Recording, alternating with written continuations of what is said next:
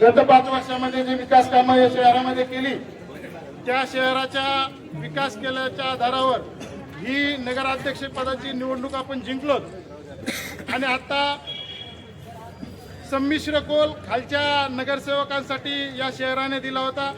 त्यामध्ये आपल्या 6 जागा निवडून आल्या, कपिल भैयाच्या 6 आल्या, काँग्रेसच्या 3 आल्या, बाकी 5 आणि 3 जागा त्या ठिकाणी निवडून आल्या आणि परत एकदा हे शहर अस्थिर होतं का काय अशा पद्धतीनं सगळ्यांच्या मनामध्ये त्या ठिकाणी कुठेतरी कुणकुण होती।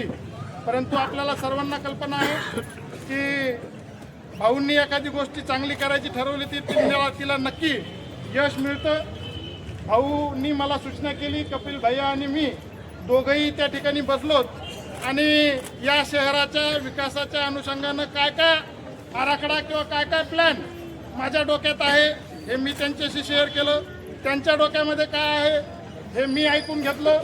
आमच्या दोघांच्या समन्वयाने ज्या गोष्टी या शहरामध्ये करायच्यात ह्या सगळ्या गोष्टी जसं सून किती जरी सुगरण असली, किती जरी चांगला स्वयंपाक करीत असली तरी जर तिने मसाले सगळे सासू पुढे ठेवले आणि सासूला विचारलं की हे आम्ही केलं स्वयंपाकाची तयारी, याच्यात आणखीन काय चांगलं करायचं सांगा, तसं आम्ही हा आराखडा भाऊकडे ठेवला।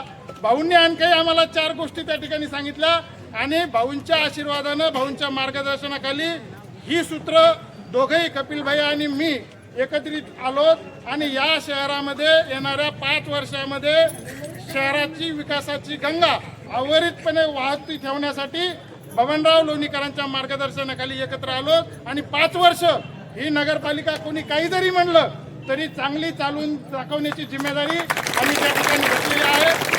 शहराच्या अनुषंगानं मागच्या कालखंडामध्ये निवडणुकीच्या पिरियडमध्ये आम्ही सांगितलं रस्ते झाले, नाट्यगृह झालं, कोर्टाची इमारत झाली, नगरपालिकेची इमारत चालू आहे, वेगवेगळ्या गोष्टीवर भाऊ बोलतील, मी सविस्तर जाणार नाही। परंतु पुढच्या अनुषंगानं देखील सगळ्यात मोठा प्रश्न या शहरामध्ये जर कुठला होता तर पहिले भाऊ असं व्हायचं की गावामध्ये स्वच्छता नाही, मोंढ्यामध्ये स्वच्छता होती अशी तक्रार गाव भागाची होती, बरोबर आहे तारक भाई?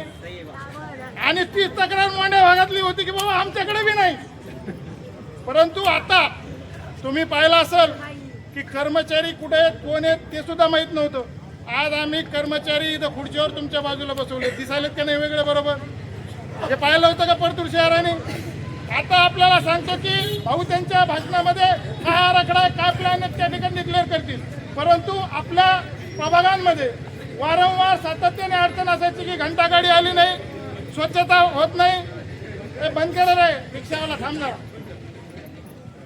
स्वच्छता होत नाही, ह्या सगळ्यात मोठ्या तक्रारी होत्या। आम्ही विकास सांगत असताना ह्या मूलभूत सुविधा या बारीक बारीक गोष्टींकडे या शहरातल्या नागरिकांचे ते लक्ष वेधण्याचं काम आमच्या त्या कालखंडामध्ये करत होते। मी तुम्हाला शाश्वत सांगतो की कुठलाही भेदभाव या ठिकाणी केला जाणार नाही। प्रभागातल्या पहिल्या प्रभागापासून तर 11व्या प्रभागापर्यंत पूर्ण क्षमतेने 8 कर्मचारी आम्ही त्या ठिकाणी नेमणार आहेत। प्रश्न भरपूर होते, घंटागाड्या चालू नाहीत, मग घंटागाड्या 9 आहेत, त्याच्यातल्या 5 बंद होत्या, कोणाचं स्टार्टर गेलंय, कोणाची मोटर गेली, कोणाच्या काय होतं, या सगळ्याचं आराखडाकडून आम्ही हे केलंय। स्वच्छतेचं जे टेंडर आहे त्या माणसाला देखील सांगितलेलं आहे। कर्मचाऱ्यांच्या पगार 8-8, 10-10 महिन्यापासून नव्हत्या म्हणून कर्मचारी म्हणतात आम्ही काम कसं करावं, ठेकेदार म्हणतो आम्हाला शासनाने पैसे दिले नाही, आम्ही काय करावं। स्पष्ट शब्दामध्ये भाऊंनी त्यांना सूचना दिलेल्या आहेत की पगारा ह्या ठेकेदारांनी गुत्त घेण्यापूर्वी ठरवलं पाहिजे की महिन्याचे पगार ह्या स्वच्छता कर्मचाऱ्यांना मिळाल्या पाहिजेत आणि स्वच्छता कर्मचाऱ्यांनी देखील ज्या प्रभागामध्ये काम दिले, ज्या प्रभागामध्ये जिम्मेदारी दिली त्या प्रभागामध्ये काम करून स्वच्छतेच्या तक्रारी त्या प्रभागामधले येऊ नयेत अशा पद्धतीने काम त्या ठिकाणी करायचं आहे। मी जास्त वेळ या ठिकाणी घेणार नाही, परंतु भाऊकडे काही गोष्टींची मागणी मी या निमित्ताने करणार आहे।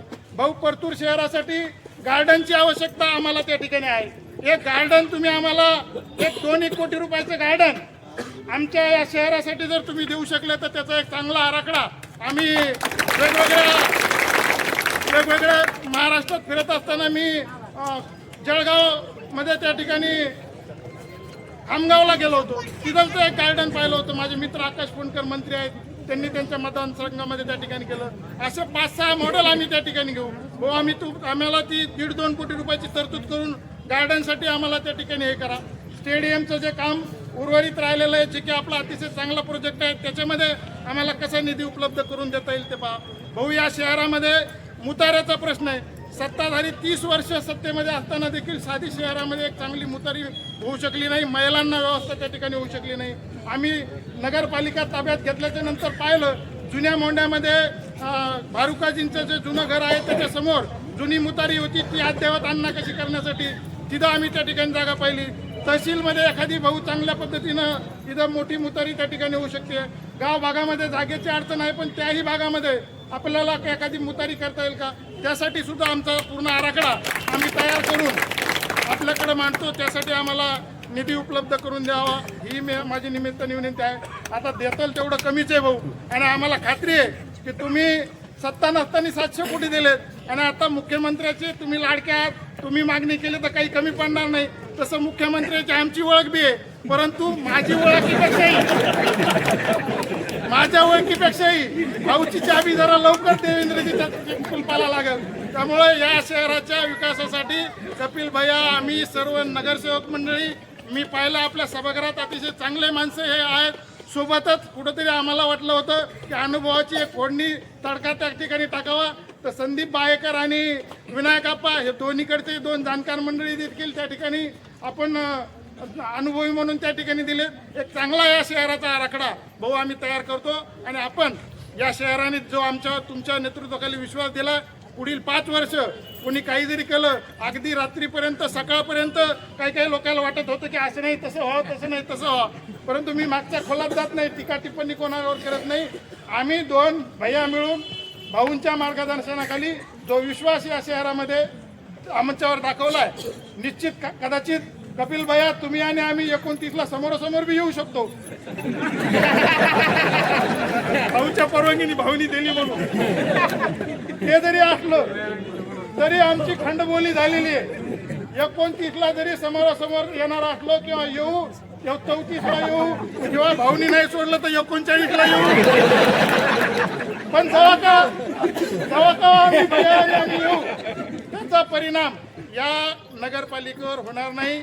या शहरामध्ये शाश्वत काम आम्ही तुम्हाला त्या ठिकाणी करून दाखवून येणाऱ्या कालखंडामध्ये नुसता मराठवाडाच नव्हे तर संपूर्ण महाराष्ट्रामध्ये परतूरची एक वेगळी ओळख निर्माण करायचा प्रयत्न या 5 वर्षामध्ये आम्ही करू.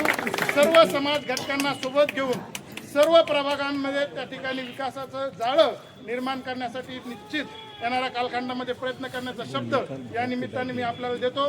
परत एकदा आपण सर्वांनी उपस्थित सर्वांनीच आमच्यावर जो विश्वास दाखवला आणि ताकद आम्हाला दिली त्या सर्वांचे मनापासून आभार या ठिकाणी व्यक्त करतो आणि माझे मित्र कपिल भैयांना विनंती करतो की त्यांनी या पदग्रहण सोहळ्याला मार्गदर्शन करावं.